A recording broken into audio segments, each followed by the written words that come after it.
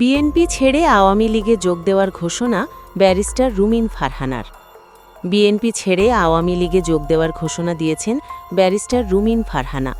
দলটির বিরুদ্ধে সরাসরি চাঁদাবাজির অভিযোগ তোলার পরই তাকে বিএনপি থেকে বহিষ্কার করা হয়েছে বলে দলীয় সূত্রে জানা গেছে। রুমিন ফারহানা অভিযোগ করেন, বিএনপির ভেতরে দীর্ঘদিন ধরে চাঁদাবাজি ও অনৈতিক কর্মকাণ্ড চললেও নেতৃত্ব তা রোধে ব্যর্থ হয়েছে। তিনি আরও বলেন, আসন্ন নির্বাচনে মনোনয়ন না পাওয়ায় নয়, বরং দলের ভেতরের দুর্নীতি ও স্বচ্ছ রাজনীতির অভাবের কারণেই তিনি বিএনপি ছাড়ার সিদ্ধান্ত নিয়েছেন।